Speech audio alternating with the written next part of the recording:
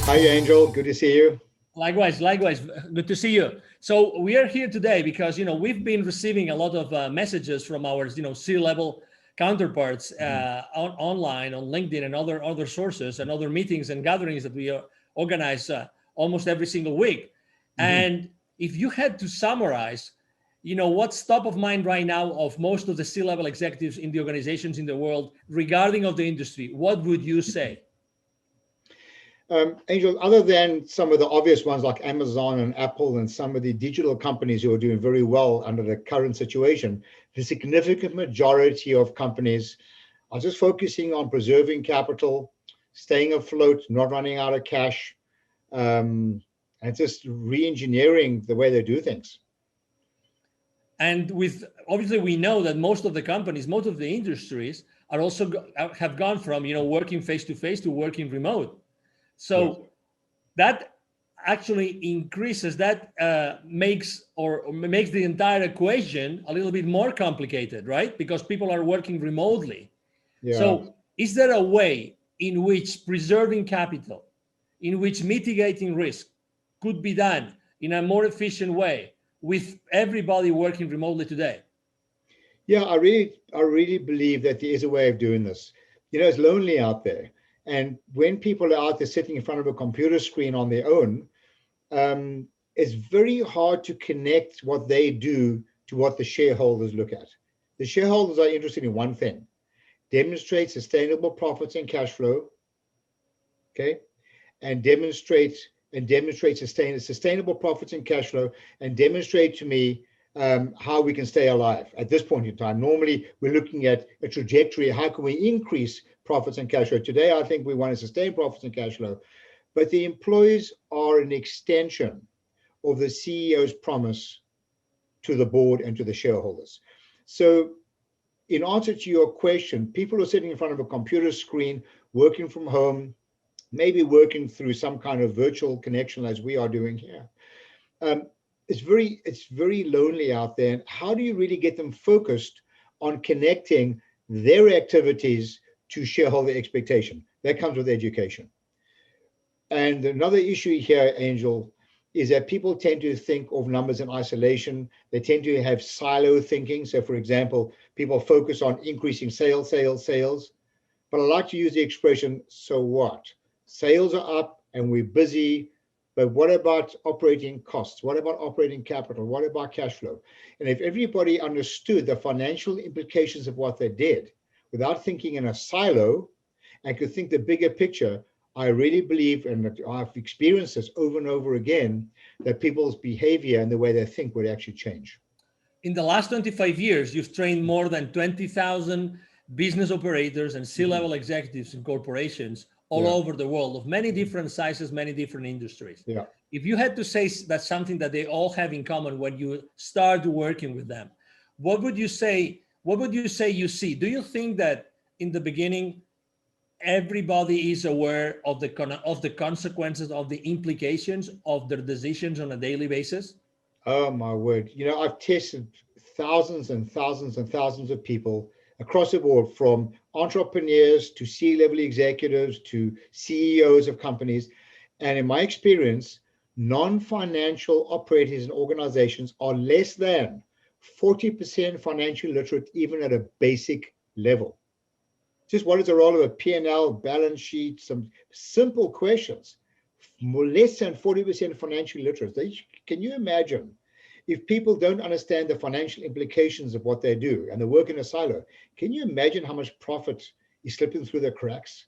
And because basically they don't know what they don't know. It's a huge problem in organizations, Angel, across the board. Let me ask you a tricky question. Yeah. How many people in an organization do have signing power in their bank accounts? When I do workshops, and sometimes I speak at conferences and ask people to show me on their fingers, how many people have signing power? And they say 1, 5, 3. I said, you're all wrong. Everybody has signing power on your bank account. Your employees are the custodians of your company's profits, and they are an extension, in effect, of the pen that is signing the checks. The time that check gets signed, it's too late. So what are you going to do? Go back and tell someone, well, I'm not going to pay for this labor cost because we screwed up and to do a rework on our job, or you overpaid a vendor, or we were inefficient. It's not going to happen.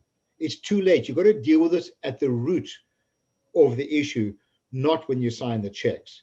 So yeah, everybody should have a clear understanding, especially now when they're working on with limited resources and cash availability. Now especially people should be aware of it and incentivize them accordingly.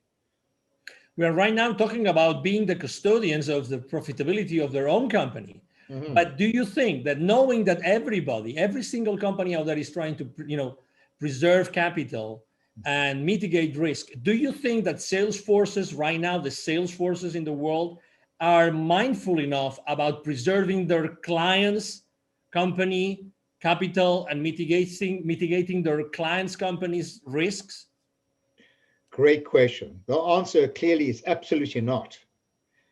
I've often suggested to business operators, owners, to have this conversation with their salespeople and make a statement something like this: the moment you make a sale, you are part of your customer's problem. And people look at me like, how can you say that? I said, it's easy. Because the sale represents revenues on your financial statements and an expense on your customer's financial statements. And it is incumbent upon a professional salesperson to demonstrate how the cost on their P&L, the customer's P&L, what the service that you're offering, the contribution will equal or exceed the cost on their P&L. And until that happens, you are part of their problem. So in fact, I believe that salespeople should be rewarded on the profit or the ROI made on your products in their company, never mind your own company. Now we're talking. Is it fair to hold the sales force, the salespeople accountable right now because of their lack of knowledge of this? No, it's simply not reasonable. I mean, one cannot reasonably hold people accountable if you don't engage them and educate them. It's not reasonable. They're working in a silo. They're working blind. It's like walking towards a cliff with your eyes closed. So how can you expect people to make fiscally responsible decisions when they're actually completely naive? I mean, you ask people, how much volume must you sell when you discount? I can count on my one hand out of the tens of thousands of people I've trained. How many people give me the right answer? It's something as simple as that. Forget the discounting like crazy to get more business. For the people that would like to continue the conversation with you, what's the best way to reach out to you, Neville? Oh, just email me. I love having these conversations, in case you didn't notice. So it's Neville, Neville, at bizwisdom.com, bizwisdom.com. Contact me. I'd love to have a conversation with you. Excellent. Thank you very much, Neville, for being with us today. You're very welcome, Angel. It's always a pleasure. Thank you very much. And I'm sure that you have enjoyed this conversation with Neville Joffe as much as we have, the CEO of BizWisdom. Thank you for being here with us today, and hope to see you soon in our next interaction with Mr. Neville Joffe. Have a great day. Bye-bye. Bye now.